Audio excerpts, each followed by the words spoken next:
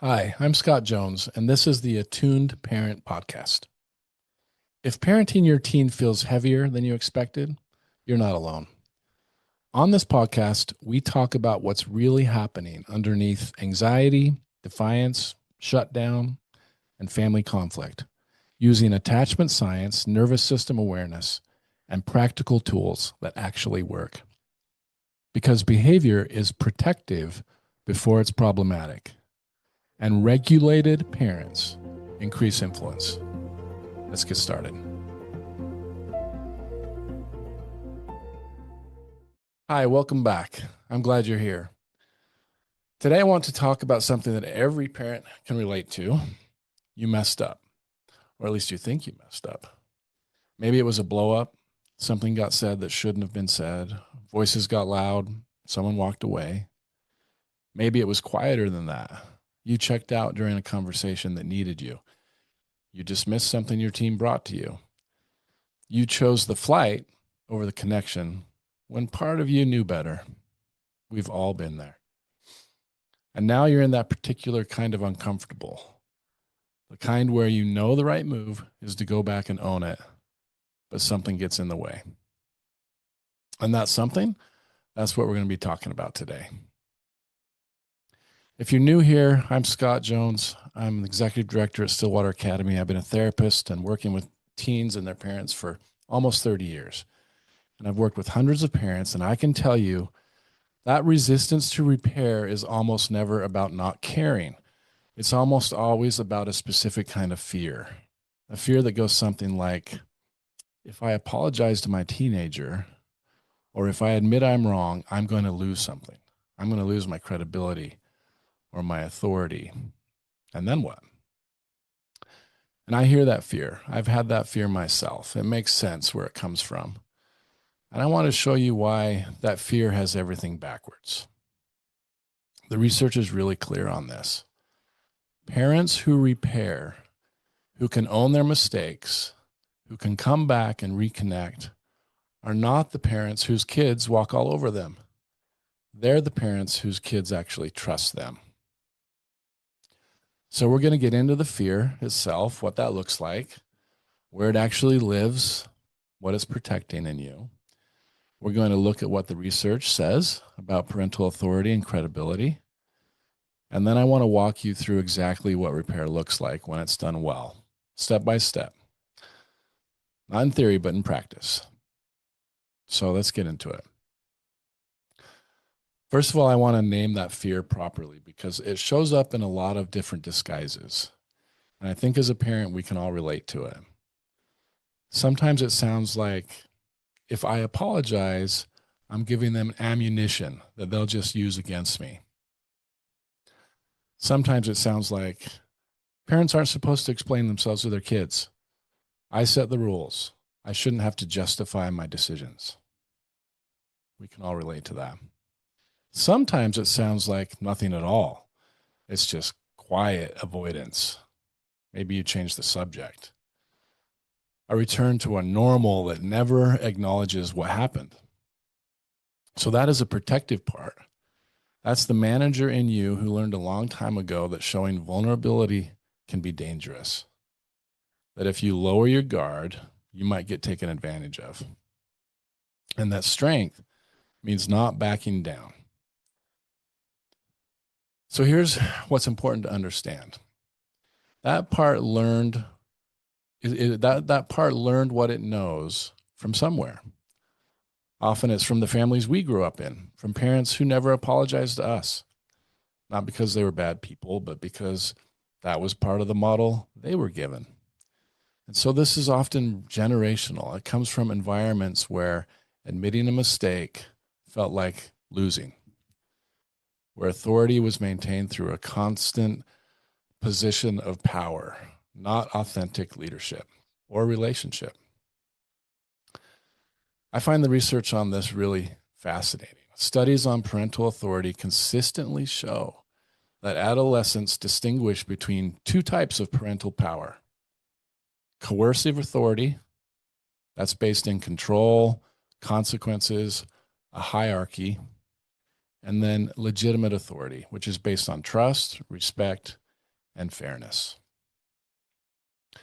Coercive authority gets results. It gets compliance. When a parent is present and the consequence is real, well, that leads to getting what you want in the moment. But legitimate authority gets you something far more valuable. It gets internalization. The teen who respects a parent's legitimate authority is going to make better decisions, not because they're afraid of the consequences, but because the relationship itself matters to them. And what I find most striking about that research is the parents that are most consistently rated as having legitimate authority by their teenagers are not the ones who never made mistakes. They're the ones who learned how to own their mistakes. Authority isn't lost when you apologize to your teen. It's built. So the parent who never repairs, you don't look strong. To a teenager, you look unsafe. You look like someone your teen has to manage around, has to get around, not someone they can trust with the hard stuff. The fear is understandable, but it's just not the truth. Gottman's research on what he calls repair attempts was originally conducted on couples, but the principle translates almost directly to that parent-teen relationship. And the central finding is this: relationship health is not predicted by the absence of conflict. It is predicted by the success rate of repair attempts. Those moments when one person reaches towards reconnection and the other person can receive it. And what makes a repair attempt land? Well, Gottman identified a few consistent conditions that I want to talk about. The person offering the repair has to be genuinely regulated, not performing calm while still activated underneath. The acknowledgement has to be specific. It can't be a general, "I'm sorry." It has to be a named recognition of what actually happened. And critically, it has to be offered without conditions, not as a setup for a lecture or a lesson, not as a preamble to, but here's why you also need to look at your role. Unconditional. So another layer has to do with how we attach to our caregivers. People with a secure base, the relational foundation from which a teenager can go out and engage with the world, is not built on a parent's perfection. It's built on a parent's responsiveness. The teen who has experienced repeatedly that their parent will acknowledge hard moments and come back, that teen has evidence. It's not just a feeling, but actual evidence that their relationship can hold those hard things.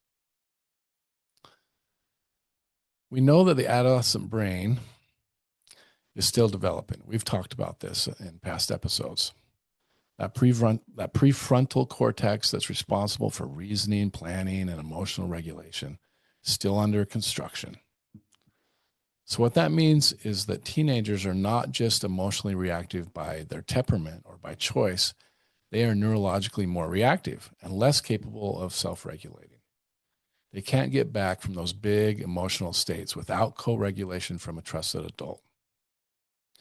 So what that means is a parent who can model regulation, who can get activated, upset, step back, regulate, and return, is literally giving their teen's developing brain a template for how to be a successful adult. The repair is not just relational, it's neurological.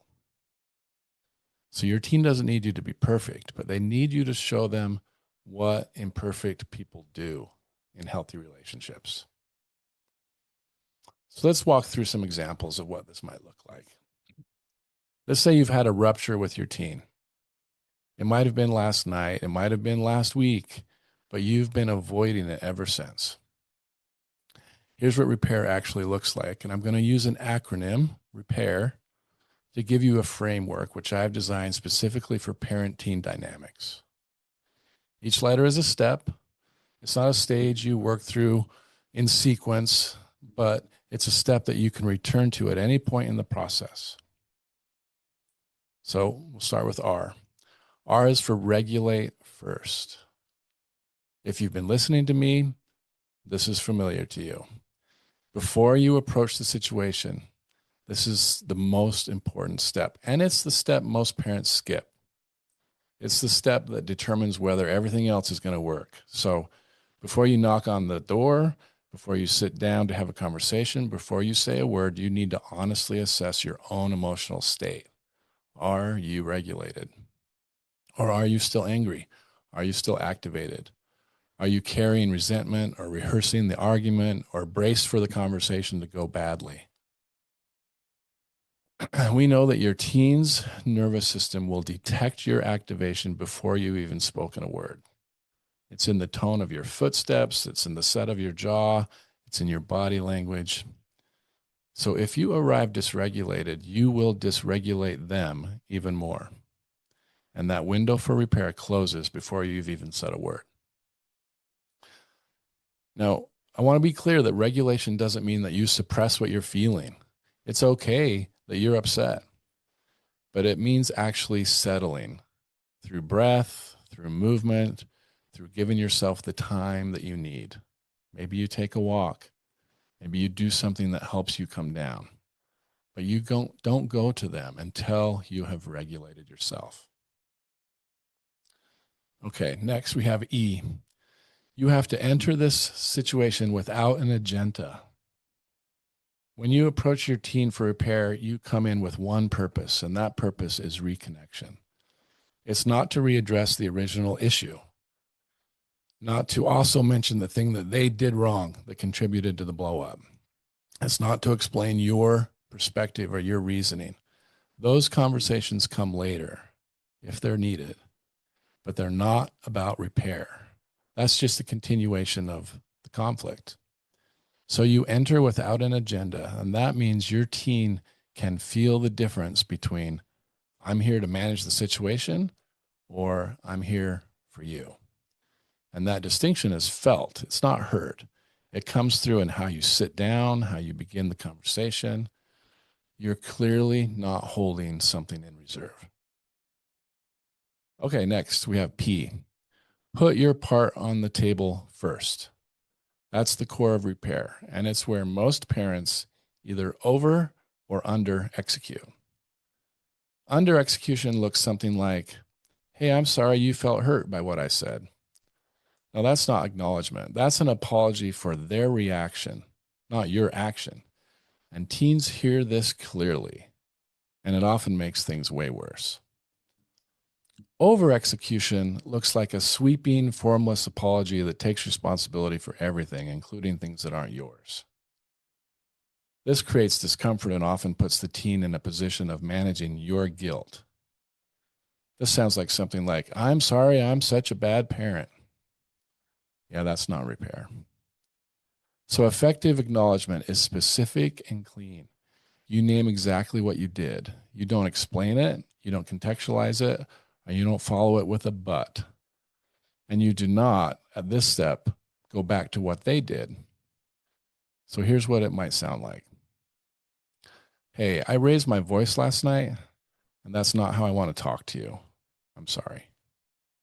Or I said something in anger that I didn't mean. I wish I could take that back. I'm sorry. Or I shut you down when you were trying to tell me something important to you, and I didn't listen, and I should have. I'm sorry. Short, specific, no buts, no conditions. Okay, now we are at A. You ask before you explain. So after you've owned your part, you resist the impulse to explain yourself. Instead, get curious about them. What were they actually trying to communicate before things went bad? What did they need that they didn't get? What is still bothering them? You might ask, what was going on for you before you started yelling? Or is there something I missed that you were trying to tell me? Or what did you need from me in that moment that you didn't get? Now, you probably won't get an answer right away, and that's fine. The questions themselves are the intervention. They tell your teen, I'm more interested in understanding you than in being right or in defending myself.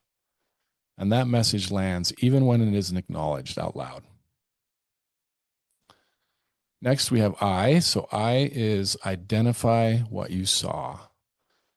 This is where you gently name the emotional experience you observed in your teen without diagnosing or concluding or making them produce language they might not have. So the key distinction here is you are reporting what you saw. You're not interpreting what it meant. So you might say something like, you seemed really hurt by what I said.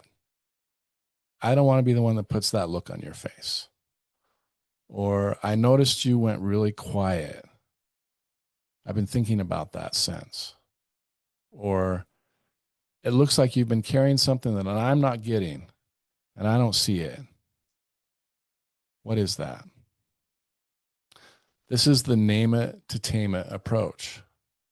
You are helping your teen's nervous system feel witnessed, which is the neurological condition for that amygdala to begin to settle and feel safe. So you're not solving the problem. You're making emotional experience feel seen and real, which creates a foundation for safety. This brings us finally to R, which is remain available. You got to hold that door open. This last step is where many repair attempts collapse under the weight of this anxiety that we feel as parents. You've done the work. You regulated, you entered clearly, you named your part, you got curious and asked good questions and reflected what you saw. And your teen is still quiet. Your teen is still not all the way back. And the impulse for a parent at this point is to push, to want resolution to happen right now, to need them to receive your repair so that both of you can move on and feel better. You need to resist that impulse. A repair attempt that's received slowly is still a successful repair attempt. So the goal is not to make everything all better. The goal is not immediate reconciliation. The goal is just to signal, I'm here. The door is open. I'm not going anywhere. So when your teen is silent, you may say something like, hey, I'm not going anywhere. When you're ready to talk, I'm here. Or, I love you. What happened last night doesn't change that. We can get through this. Or, we don't have to fix everything. I just didn't want you to go another day without knowing that I'm sorry for the way that went. And then you just leave the space. You hold the door open and you trust that the signal landed even if it doesn't show on them yet. So now that you have some steps, let's talk about kind of what tends to get in the way as parents. Because knowing what to do and doing it are two different things. And the gap between them is almost always one of these four patterns. These are patterns that I myself has fallen into over and over and over. So pitfall number one, apologizing before you're ready. That immediate apology 30 seconds after the door slams, that's usually not repair. That's just a bid to make the tension stop. And your teen can feel the difference. So what to do instead? You have to take the time to settle first, even if that means waiting until the next day. Pitfall number two, the apology that becomes a re-litigation. So you sit down to repair and somehow you end up right back in the argument. You might say something like, I want to talk about what happened, and I think you need to understand why I reacted that way. And now you're on to round two. So instead, you need to make a clear internal decision before you approach. This conversation is only about your part. The other conversation about what happened, about their behavior, about maybe consequences that needed to happen over that original issue, that happens separately at a separate time once connection has been restored. Okay, pitfall number three, using vulnerability as leverage. So you might say something like, I've been really hurt by what you said. Now that might be true, but when it's the opening move of a repair attempt, it puts your teen in the position of managing your emotions before their own behavior can be addressed. So, what to do instead? You have to save your own emotional experience for after you've created safety for them. This is a time for mutual vulnerability in the relationship. It's just not the opening of a repair sequence. So, don't lead with that. Pitfall 4, the silent reset. I do this a lot. You act like nothing happened. You come in the next morning bright and cheerful. You make your favorite breakfast. You're trying to reset through normalcy. And sometimes that might work in the short term, but it leaves the teen with unprocessed emotion and an implicit message that we don't talk about hard things here. We just move past them and pretend they didn't happen.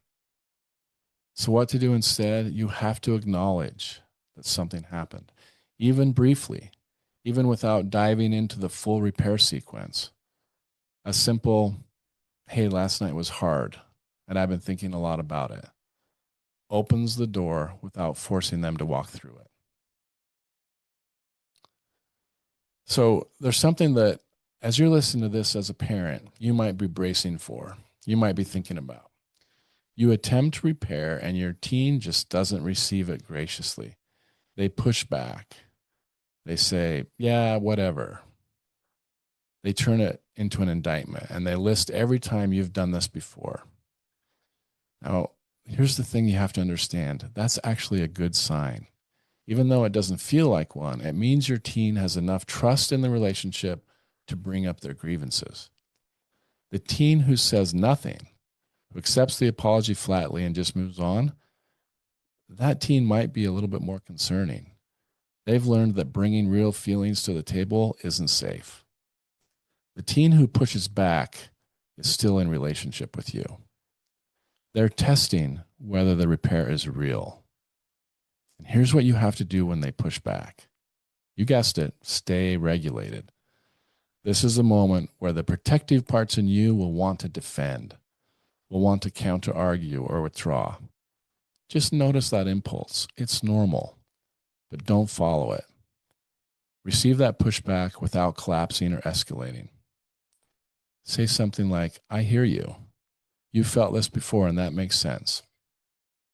You're not agreeing that you're a bad parent, but you're acknowledging that their experience is real, and you hold your position without becoming defensive. Repair doesn't mean agreeing with every interpretation your teen has. It just means owning what is actually yours. So you could say something like, you're right. I have done that before once or twice. That's real. Hey, I'm working on it.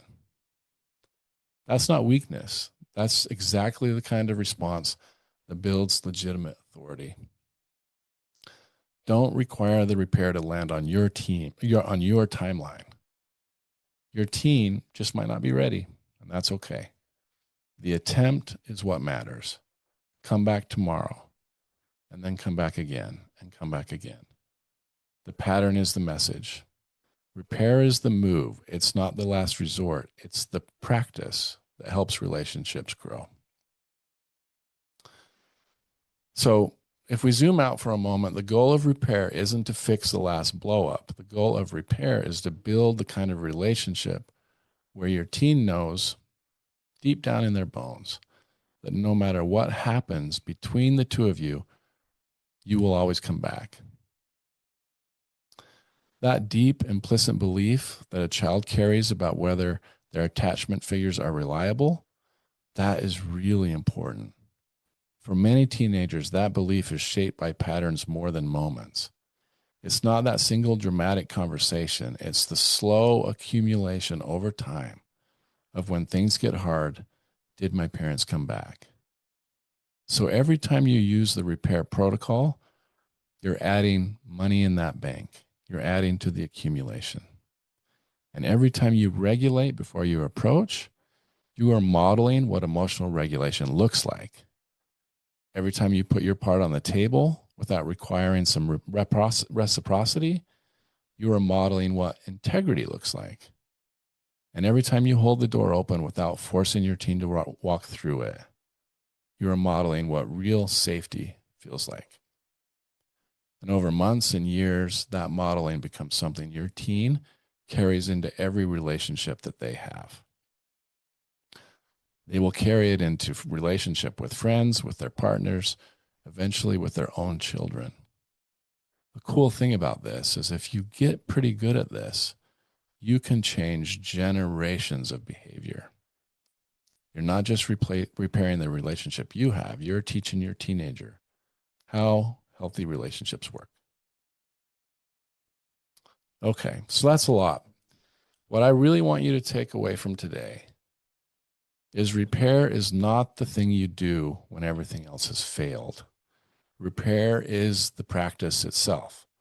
It's what attuned parenting looks like after hard moments, which means it's what attuned parenting looks like a lot of the time. So your teenager is watching to see what you're going to do when you're wrong. They already know you aren't perfect. They don't need you to be. But what they need to know is when this person gets it wrong, they own it, they come back, and the relationship is saved. That our love is not conditional between each other. And that knowledge earned through repetition is the foundation of everything. So let me go through those 6 steps one more time.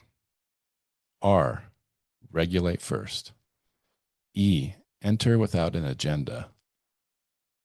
P, put your part on the table first. A, ask before you explain. I, identify what you saw. And R, remain available. If there's a repair that's been waiting, something that happened last week or last month or even longer, and you'd like to do something about it, I want to encourage you to take one step toward it today. You don't have to do the whole conversation, but just take one step. A knock on the door or a text that says, hey, I've been thinking about what happened. The first move toward coming back. In our next episode, we're going to go deeper into the aftermath of rupture and what silence means and when your teen is doing it. We're going to use the attune framework to walk through a full sequence of what repair might look like. So thanks for listening. Remember, your teen doesn't need a perfect parent.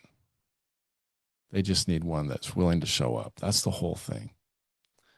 If this episode was helpful to you, share it with another parent who might be in the thick of it with their teen right now.